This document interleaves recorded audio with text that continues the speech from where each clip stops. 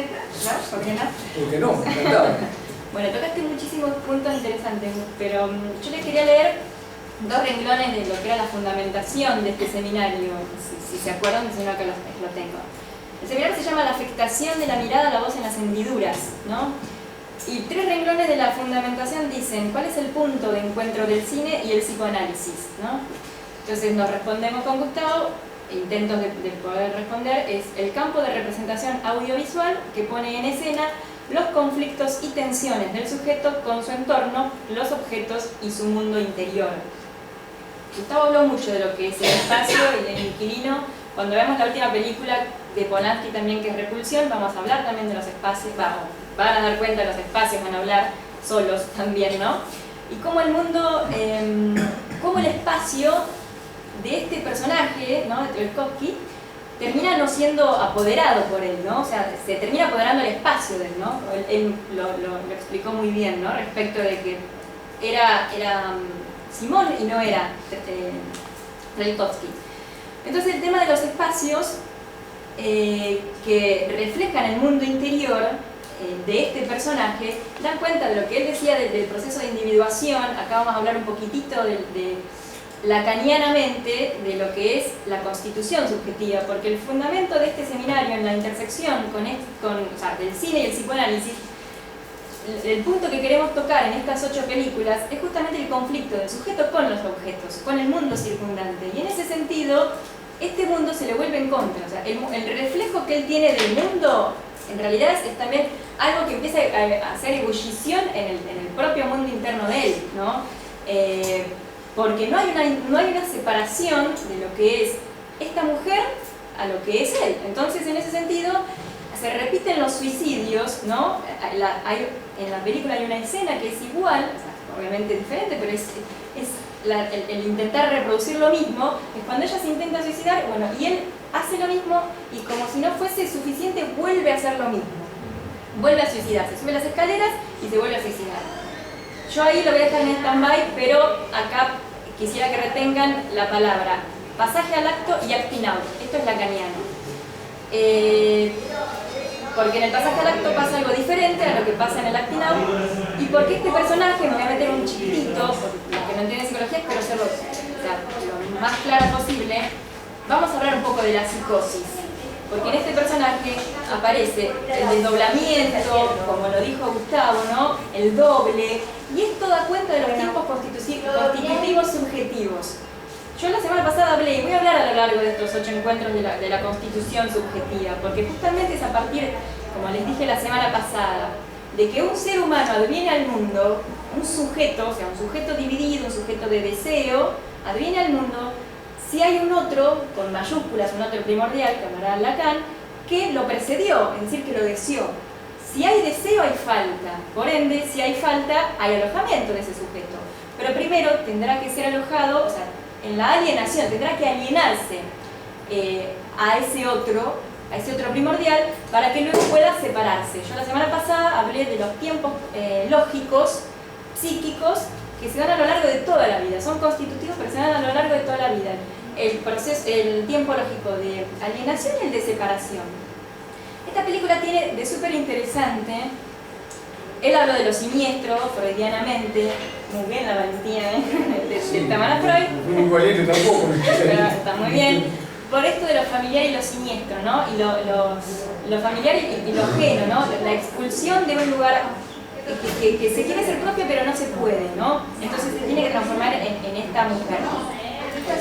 La película, lo que aparece en esta película es la investigación de este personaje en ver qué le sucedió a esa mujer que se intentó suicidar, ¿no? ¿Por qué? Entonces a partir de ahí él empieza a investigar, conociendo a la amiga de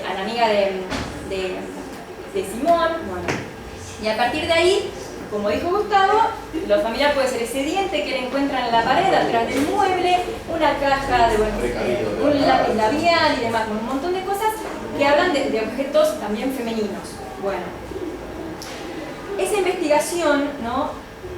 de ver qué le sucedió, que lo lleva incluso al hospital, llama por teléfono a ver que está en el hospital.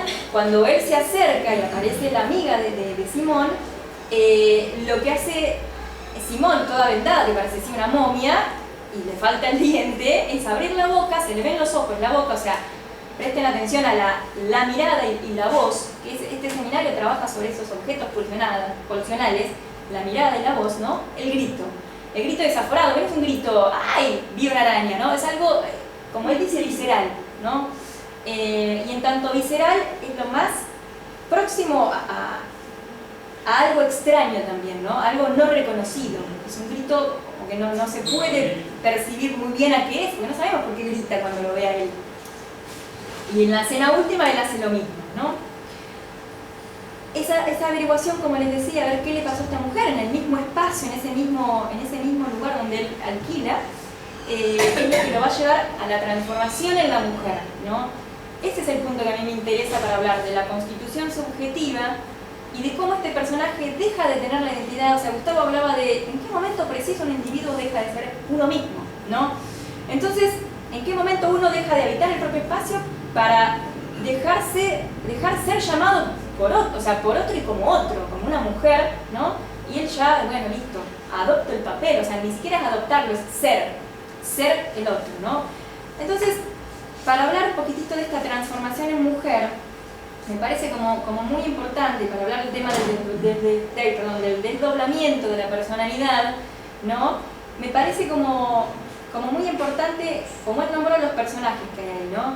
Los personajes que lo conducen a averiguar, a ver, o sea, es un edificio muy, para mí, bastante siniestro, ¿no? Las caras de los personajes ya también son bastante como ominosas, siniestras, ¿no?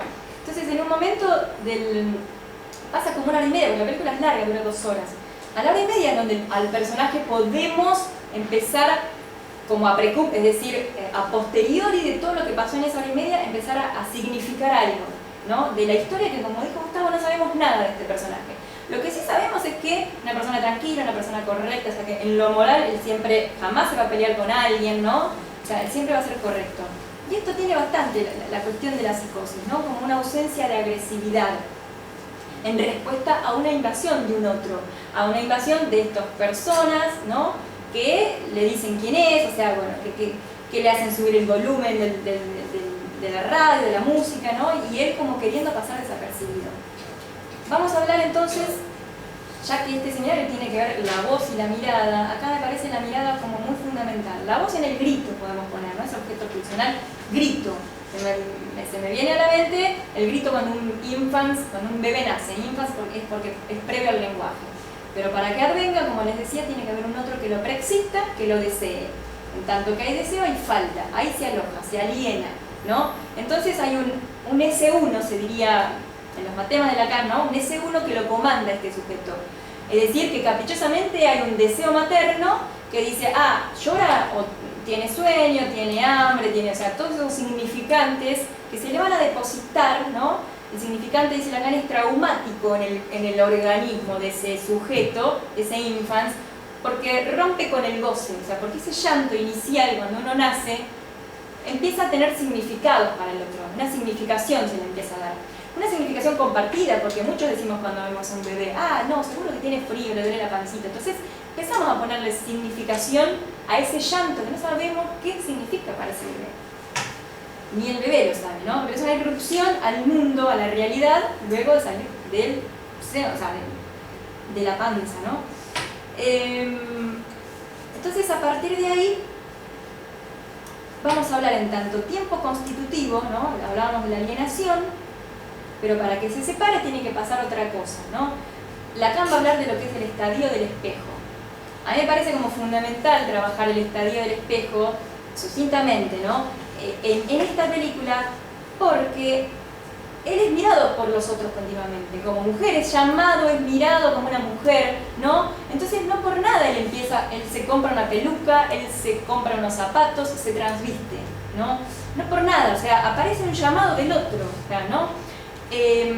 Cuando el infans adviene al mundo, hay un otro que a ese llanto del infans se le devuelve, o sea, es una demanda invertida, que dice, o sea, el otro primordial está diciendo, me está demandando alimento, me está demandando una caricia, me está demandando, y esa es la libidinización de ese organismo que deja de ser organismo y se transforma en un cuerpo que es libidinal, no es un organismo.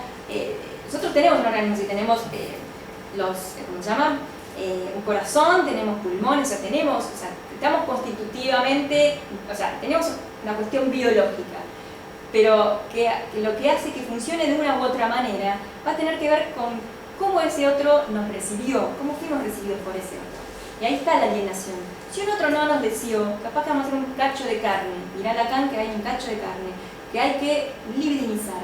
Y ahí están los objetos pulsionales, voz, mirada, el sostenimiento, ¿no? Todo eso hace que un infante vaya adquiriendo un espacio psíquico de algo que desconoce, que es el mundo de la realidad. Entonces, Lacan va a hablar del estadio del espejo, ¿no? Y en la película aparece el espejo. Aparece el espejo cuando él se compra la peluca, se compra los zapatos y se seduce, empieza a seducirse, ¿no? Y habla, ay, no sos tan joven como te imaginabas, ¿no? Empieza a hacer como un monólogo, ¿no? Y el estadio del espejo, ¿por qué lo traigo? Porque es también fundamental como tiempo constitutivo del sujeto. Porque de acuerdo a los avatares de la constitución subjetiva, vamos a recibir en el consultorio o una neurosis, o una psicosis, o una perversión. Esos van a ser los modos defensivos que va a tener el sujeto ante la intrusión de un otro, porque un otro es intrusivo, porque nosotros no le dijimos a mi mamá y a mi papá, ay, quiero que me abrigues, quiero que me des la teta, no, es alienación de que nos dejamos, avasallar por ese otro. Pero ¿qué es lo que hace que ese deseo materno, esa DM mayúscula, ¿no? Que Lacan trabaja en el seminario 3, la psicosis, haga que la madre no esté aprisionando a ese infante? La función paterna, ¿no? La función paterna va a dar cuenta, yo eso un poquitito la semana pasada lo dije, ¿no? Que haya un padre, pero en tanto función simbólica, no es que haya un padre en la realidad, porque padres en la realidad sabemos que muchas veces no sirven, lo mismo las madres, ¿no? O sea, que no cumplen una función, no importa que sea un padre y una madre, importan las funciones para Lacan. Que un padre cumpla una función simbólica va a ser que corte va a aparecer la prohibición del incesto, que yo trabajé la semana pasada, ¿no? Que corte esa díada, esa relación dual entre la madre y el infante, que es necesaria para que un sujeto venga, pero que luego se tiene que separar. O sea, tiene que estar el proceso, el tiempo lógico de la separación, ¿no? Que no quede siempre pegado a los dichos del otro, ¿no? Porque en este personaje pasa eso. Queda pegado, queda alienado al otro, ¿no? Que le dice, vos sos Simón, vos tomás chocolatada, y él no puede hacer otra cosa, se queda pegado a eso, ¿no? A esa intrusión, y por eso se le vuelve intrusivo, es un goce que tiene que de alguna manera sacar, expulsar. La manera que encuentra subjetivamente es la defensa psicótica, ¿no?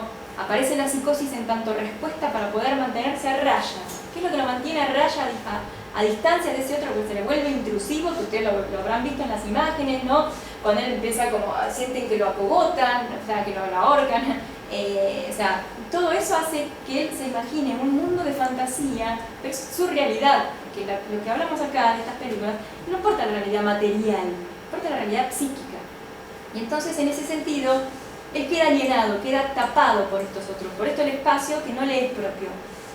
Vuelvo un poquito porque me fui un poco por las ramas, pero tiene una razón, ¿no? El estadio del espejo es constitutivo para Lacan. Y el objeto espejo en la película es constitutivo para que yo hable del estadio del espejo. El estadio del espejo va a dar cuenta de cuando un infante, Lacan lo va a decir así, ¿no? Cuando un infante se ve en el espejo, siente un júbilo, siente como una gran alegría gozosa de ver una unidad, ahí donde hay una fragmentación, porque el bebé no puede caminar, no puede hablar, no puede expresar, es un cuerpo fragmentado. Pero el espejo es algo imaginario que le devuelve esa totalidad.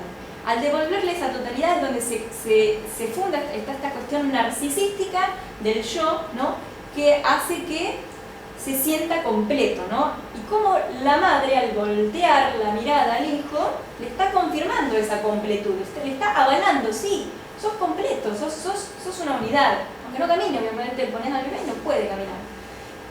Entonces esa instancia también es fundamental, la del estadio del espejo, porque ya que hablamos de este seminario, del sujeto y los conflictos que tienen con el mundo interior y el mundo exterior, lo que uno va a reflejar del mundo exterior es ni más ni menos el mundo interior de uno.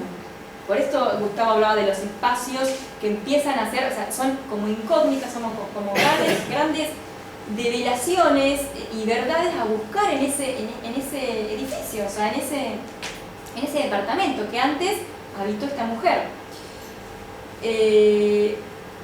Entonces, bueno, esta cuestión del estadio del espejo habla de la evolución de la relación del yo, que es constitutivo, no del ser humano, a partir de interactuar con los objetos, ¿no? Es un estadio narcisista donde ahí hay prematuración, donde hay algo fragmentado, se siente como un júbilo de una unificación, ¿no? Entonces el niño goza de esa imagen especular que ve. Pero de repente nosotros, o sea, nosotros tenemos el fantasma de nuestro propio yo, que de repente tenemos conflictos con el mundo exterior muchas veces, pero en realidad es nuestra realidad fantasmática la que hace que uno diga, uy, me miran mal, uy, estaré despeinado, ¿no? ¿Qué sé yo? Entonces, eso hace a cómo nos fuimos constituyendo. Si alguien le dice todo el tiempo, vos sos una mujer, vos sos Simón, obviamente este hombre va a adquirir esa identidad de mujer. Entonces, acá lo que aparece también no son certidumbres, son certezas. Él empieza a ser Simón, esta mujer inquilina que se suicidó. Y esa transformación empieza a hacérsele carne a él. ¿Por qué hacérsele carne? Por justamente esto, a comprar objetos, o sea, la peluca, los zapatos, ¿no? Pero yo quiero ir un poquito más atrás de esta escena, porque que es a la hora y media más o menos, que es la que a mí me lleva a hablar justamente de la psicosis, de los tiempos constitutivos y de la muerte subjetiva y el pasaje al acto, que ahora lo voy a nombrar un poquitito, a diferencia del acting out, que en este personaje se da, no hay un acting out. Un acting out es como un llamado al otro, es como darle signos al otro para decirle ¿no? Decirle, quereme, ¿no? Quiero tener un lugarcito en tu subjetividad, quiero, estar alojado, ¿no? Entonces son intentos de ahuecar al otro, ¿no? Ese es el acting out. Entonces se realizan acciones que en el plano imaginario, en un análisis, por ejemplo, no hay que engordar, se diría, interpretar esos acting out, porque si no se estaría engordando el síntoma. La función del analista es una función simbólica, que en esta película, en este personaje, queda bastante trunca la cuestión simbólica acá. Acá lo que aparece es una irrupción de goce, algo real, y un plano imaginario, los espejos, él transformándose en mujer, aparecen estos dos registros, y el simbólico cuesta mucho verlo. Este es el acting out. Y el pasaje al acto es como la caída del sujeto, ¿no? Acá no va a trabajar como la caída del sujeto, como que no hay un escenario ahí del que agarrarse. Entonces tiene que haber una muerte subjetiva para que, por decir de alguna manera, se nazca de otra. Yo interpreto estos dos intentos de suicidio de Tchaikovsky, el primero como si él se tuviera que matar, ¿no? Este pasaje al acto, no hay escenario válido, o sea, no estoy mostrando, mirá que me voy a matar, no es un intento, mirá que me quiero matar, no, es un pasaje al acto, o sea, no hay participantes del otro lado. Y el segundo intento de suicidio, para mí, o sea, yo lo interpreto así, es justamente como hay una muerte subjetiva, luego tiene que haber una transformación. Y es esta transformación de mujer, es decir, esta otra identidad que él adquiere subjetivamente para poder habitar el mundo de otra manera, porque le estaba haciendo muy intrusivo ese goce del otro, ¿no? Se ven los personajes como, o sea, las cámaras apuntan a, o sea, hay me acuerdo, cuando él se intenta suicidar por primera vez, empiezan como a atacarlo a él, ¿no? Una lengua bífida, ¿no? Todas estas cuestiones más siniestras, ¿no? Como que quieren que él se suicide, o sea, dice, en una frase él dice, quieren conducirme al suicidio, yo les enseñaré, ¿no? Esto que le digo que va a comprar la peluca y los zapatos, hay algo previo para lo cual él hace esa acción. ¿Por qué hace esa acción? Porque previamente él está en la cama, empieza a transpirar y se despierta. Se despierta a oscuras intenta, bueno, ver qué pasa en el edificio, qué pasa en la habitación, sale de ahí y lo que ve, o sea, son edificios antiguos, ¿no? Que tenés una ventana, otra ventana y se ven todos los vecinos, y ve una imagen reflejada. Esa imagen reflejada era él mismo, pero él no se reconoce en esa imagen. Es decir, está desdoblado el personaje, porque él está caminando y ¿cómo se va a ver él mismo? O sea, es algo muy extraño, y esto pasa en la psicosis, el desdoblamiento. Entonces, a partir de ahí, ese desdoblamiento de la personalidad hace que él se vea a él mismo, que no se reconozca. Entonces, todos los objetos del mundo exterior son intrusivos para él, todos son persecutorios para él. Y en tanto persecutorios, obviamente él tiene la certeza, porque el psicótico tiene una certeza, es que quieren verme suicidar, yo les voy a enseñar. O sea, entonces ahí empieza la transformación.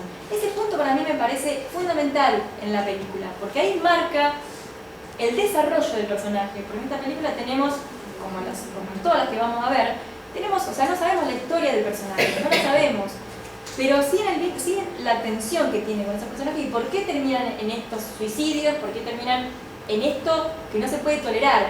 Y es el vínculo del sujeto con el otro y del cuerpo. Porque yo les había dicho que el ingreso al mundo simbólico, al baño del lenguaje, es a partir de un otro que nos desea, que nos pone significación, donde tiene hambre, tiene sueño, hay que darle de comer. Y eso hace que se libidinice un cuerpo, que deje de ser un organismo y se transforme en un cuerpo libidinal, recortándose zonas erógenas y a partir de ahí zonas de placer, placenteras, ¿no? Pero para este sujeto parece que, o sea, para este personaje parece que no ha habido lugar para un otro que lo deseó. Por eso se le vuelve intrusivo y por eso la defensa que tiene que armar es la psicosis. Y transformarse para poder, obviamente, como hombre no tenía lugar, era llamado de otra manera, los gustos eran de otra manera, era de un espacio anterior de una mujer que había habitado el mismo espacio, entonces le era siniestro, le era familiar, o sea, era una gran confusión, una fusión, diría yo, como el personaje de Persona también, donde hay las caras se taponan unas a la otra y no podemos ver la separación. Acá pasa lo mismo, el engolfe, el atragantamiento de un personaje en el otro y la vestimenta, ¿no? Y esto, la vestimenta no es solamente algo físico que nosotros vemos, se puso peluca, ahora es una mujer. No, es una transformación interna, eso es lo que quiero poder marcarles. Y esa transformación interna se da por estos tiempos constitutivos. Este estadio del espejo, trunco no es la palabra, pero sí de una manera diferente en cuanto a las identificaciones de este sujeto, no puede identificarse como sujeto al que le hayan dado un lugar de alojamiento, de deseo. Entonces lo que hay es un yo rudimentario, parece un yo rudimentario con particularidades. ¿Por qué? Porque termina siendo objeto, no termina siendo sujeto este personaje, termina siendo objeto de goce de los otros. De ahí la persecución, de ahí tener que vestirse, de ahí tener que vivir en carne propia lo que ella padeció, lo que la inquilina anterior padeció, pero no lo sabemos, son las hipótesis de este personaje, las hipótesis que él supone de por qué ella se suicidó, por qué este personaje anterior se suicidó en un espacio que ahora él tiene que vivenciar de la misma manera. Decíamos que parece que al finalizar este estadio del espejo, ¿no? El estadio del espejo marca una alianza, marca una abertura, un espacio, un vacío, una falta. Cuando hablamos de vacío, de falta, hablamos de deseo, hablamos de castración. Y entonces que haya una alienación imaginaria, es decir, que el infante se vea jubilosamente como completo en ese espejo que le devuelve una imagen completa ante su prematuración humana, es desvalido humanamente, no puede caminar, comer solo y demás, hace que esa distancia del espejo y de él constituya este yo, este narcisismo, se libidinice ese espacio, esa imagen, en tiempos de inmadurez, como les decía. Pero lo que pasa con este personaje es que eso se vuelve horroroso, esa imagen se le vuelve horrorosa, él no se puede reconocer en esa imagen, entonces se tiene que transformar, por eso la muerte subjetiva, por eso este pasaje al acto con el intento de suicidio y un nuevo intento de suicidio para atravesar la historia de vida de esta mujer. En la psicosis, como les decía, ¿no? O vayamos a la constitución subjetiva nuevamente, ¿no? Lo que hace que ese deseo caprichoso materno, como les decía, deje de ser tan intrusivo y caprichoso de esta madre para el infans es la metáfora paterna. el significante del nombre del padre, porque Lacan va a hablar de lo simbólico mucho también, ¿no? De los tres registros simbólicos de género real, pero en este periodo lacaniano le va a ser muy importante el registro simbólico, que es la transmisión de la ley, es decir, de que se rompe esa díada madre-hijo para que obviamente marque territorio, o sea, para que la madre no desee solamente ese hijo y lo trague, sino para que desee, para que haya algo más allá de ese hijo, es decir, el deseo, para que la madre sea una mujer que también trabaje, tenga otros espacios de placer y no sea todo para el hijo. Eso se ve en la psicosis, todo o nada. Y la metáfora del nombre del padre es la que saca a esta madre de este capricho, de este deseo incestuoso de ser uno con el hijo, y aparece lo que se llama como una ecuación resolutiva, la significación fálica, que es la significación compartida, ¿no? Que todos entendemos cuando estamos hablando relativamente, ¿no? Pero existe el malentendido y bueno. Pero existe un malentendido, por ejemplo, a Gustavo que lo llamaron por teléfono, pero él sabía, su identidad no quedó difusa, por decir, no me llamo, o sea, yo me llamo Gustavo, o sea, pero en este personaje no puede decir yo. O sea, el yo es el otro, no se puede constituir en este estadio del espejo. Entonces el yo que se crea es un yo rudimentario. Ese yo rudimentario donde se torna el encuentro con los otros gozoso, se torna intrusivo, y ahí aparece, como les digo, el desdoblamiento de esta personalidad, aparece esta ausencia, ¿no? Del yo o tú, o sea, no se puede diferenciar. Es yo, o sea, el tú es el yo, es lo mismo, porque él termina siendo la inquilina anterior.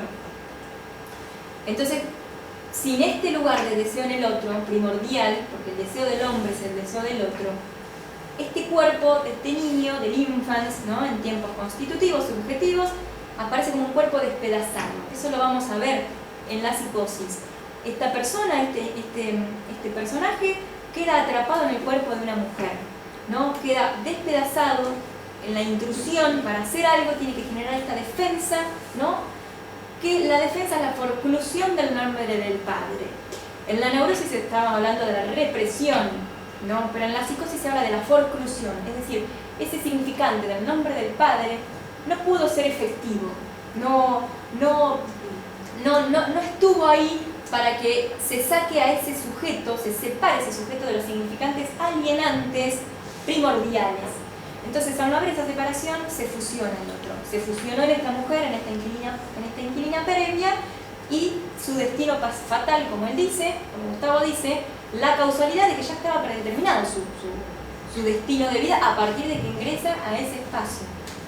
Entonces, al no quedar como un objeto causa de deseo, porque la fórmula del fantasma al finalizar la constitución subjetiva, ¿no? En tiempos de alienación y separación, es lacanianamente recortar un objeto, es decir, separarme del otro pero tomando un significante del otro para hacer un nombre propio, que este personaje no tiene nombre propio, es un nombre llamado por el otro, pero no es nombre propio, pierde la identidad. Da cuenta de que uno, sacándole un pedazo al otro, puede estar el sujeto en relación con ese objeto, pero es un objeto que causa el deseo, con el cual después uno se maneja en la vida neuróticamente, y ahí ese objeto hay que velarlo por el fantasma. El fantasma es lo que cubre, es lo que marca en relación del sujeto con el objeto. Por eso hablamos de este seminario, de los conflictos que tiene el sujeto con el mundo circundante. Y esa es vía fantasmática. Esto es vía fantasmática. Por eso es vía fantasmática que este departamento se le transforma como en un gran otro, podríamos decir. Como un gran deseo de la madre, donde engolfa, donde termina siendo afectado, donde termina siendo transformado y comido, y hasta incluso suicidado, con este intento de suicidio, porque la película termina casi como comienza. Él envuelto con esas gasas, como si fuese petrificado, un cuerpo petrificado, a merced del otro, con ese grito también desgarrador, visceral. Entonces, este sujeto en la psicosis aparece como objeto gozado, objeto de goce, y no objeto como en la neurosis, causa de deseo. Espero no haberlos mareado un poco, marearlos seguramente los mareé, pero vamos a seguir hablando de la constitución subjetiva. Pero en esta película primordialmente me pareció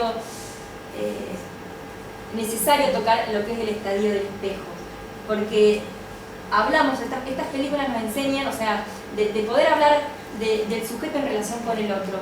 Y el entrecruzamiento del cine y el psicoanálisis es importante porque las obras de arte nos muestran multívocas significaciones, ¿no?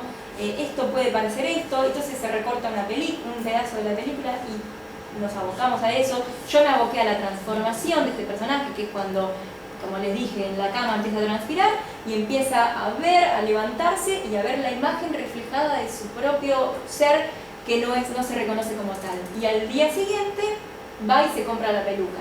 Ahí empieza el desencadenamiento de la psicosis, ¿no?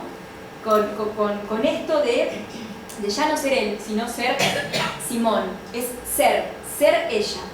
Y el desarrollo de la psicosis es esta certeza, ¿no? De que va a justamente pintarse como ella, va a recorrer los espacios que ella recorría y a tener esa certeza de que quieren conducirlo al suicidio. De hecho, ocurre eso.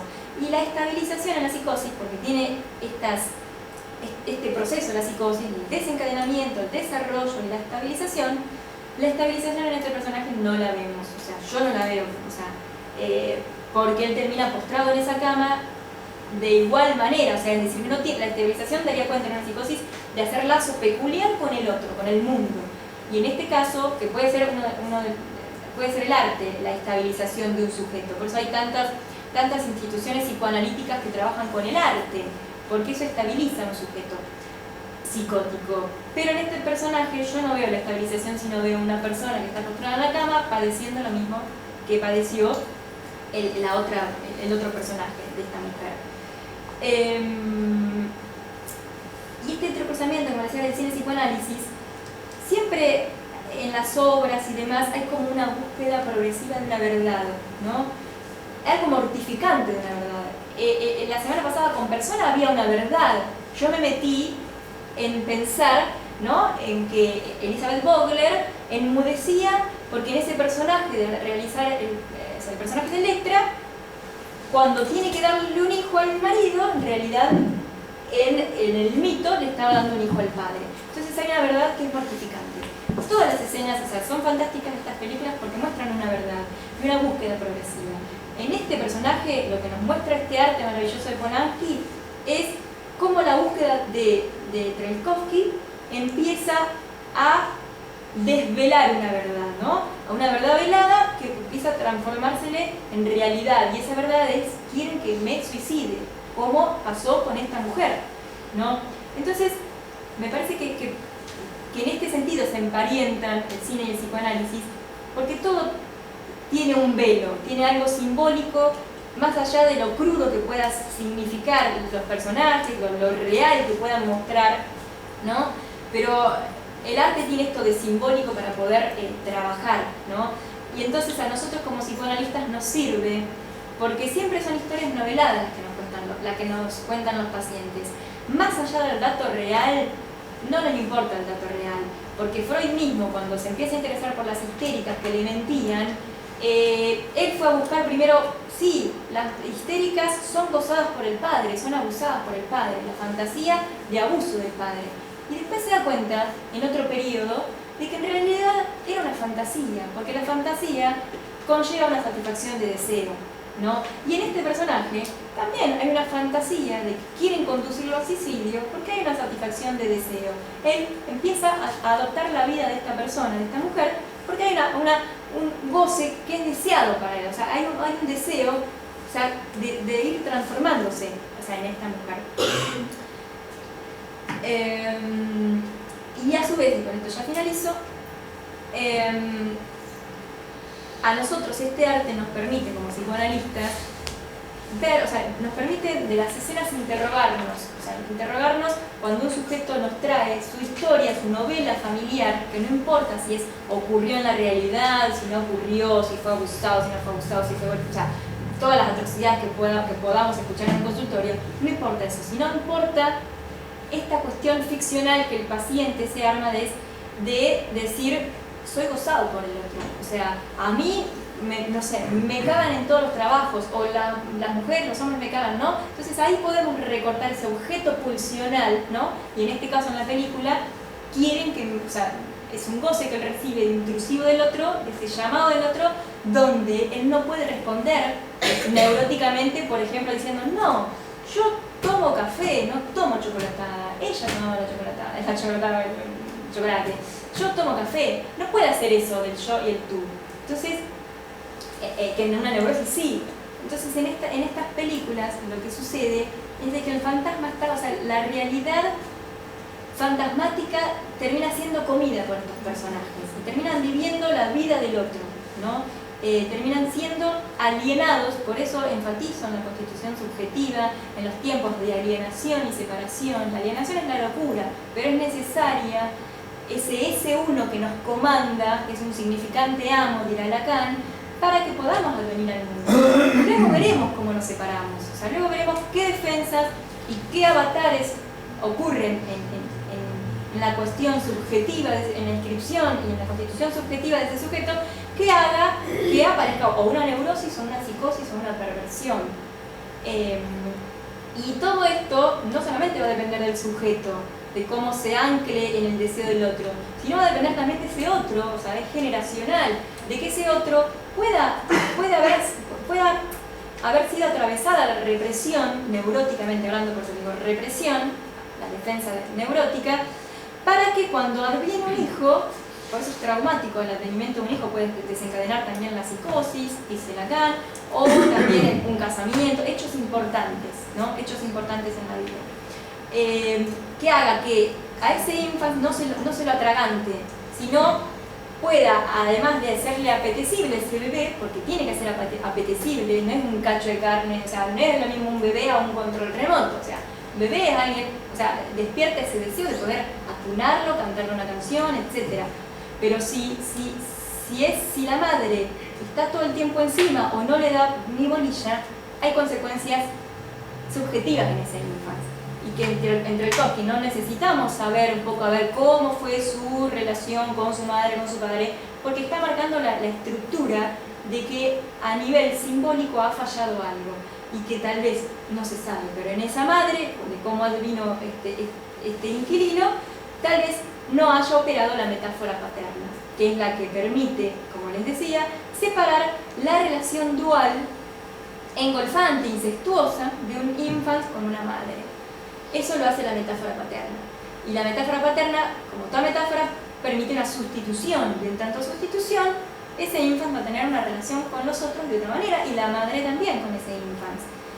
Es decir, le va a ser apetecible, pero a su vez va a tener otras cosas. Va a ir más allá de ese infante. Y eso hace que en el infante aparezcan las identificaciones, se identifique con un personaje familiar, se identifique con otro y aparezca esta cobertura narcisística y las siguientes etapas constitutivas para que pueda relacionarse neuróticamente o psicóticamente el sujeto con nosotros. La tensión conflictiva, o sea, la tensión en los conflictos de estos personajes que vamos a ver en las películas siempre va a estar en tensión absoluta. Y esto es por justamente cómo es el mundo representacional de este personaje en vinculación con los otros. Y ese mundo representacional no es por la realidad objetiva, es por la realidad subjetiva de cómo miramos el mundo. Probablemente una marca de eso, yo decía respecto de la infancia de este personaje, tenga lugar cuando decide golpear al chico. ¿Recuerdan la escena que se le va al barco y la reacción de él es ir a una cachetada, una bofetada, ¿no? Que en definitiva probablemente esto sea una marca de su infancia, pero más allá de la marca de la infancia que pueda significar esto, es un poco lo que de alguna manera explica todo el comportamiento y el carácter de Trelkovsky, ¿no?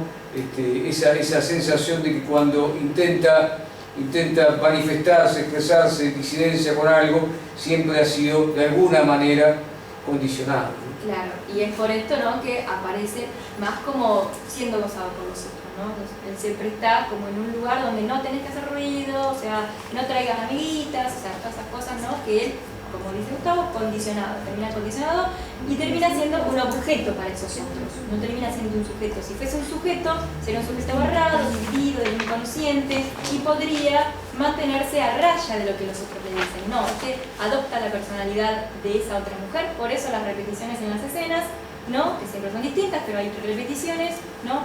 De adoptar el papel de ella, de ser como ella. Eso es lo que esos otros querían, ¿no? Conducirme al suicidio, ¿no? Así lo dice, ¿no? Les voy a enseñar cómo es. Se tira una vez, se tira otra, ¿no? Como corresponde, porque se mata por él y por Simón Jules. Exactamente, ¿no? exactamente. Digamos, por su doble. Perfecto. Bueno. ¿Qué puede ser? La otra película, la siguiente, allá vamos, ¿eh? Vendría a ser La mujer de la próxima puerta, de François Truffaut. Nos veríamos en 14 días, ¿no? El 24. Igual la estaremos publicando, haremos la publicidad correspondiente. La mujer de la próxima puerta de François Truffaut, que es una de las últimas películas de Truffaut. Con Gerard Depardieu, ¿no? Bueno, muy bien.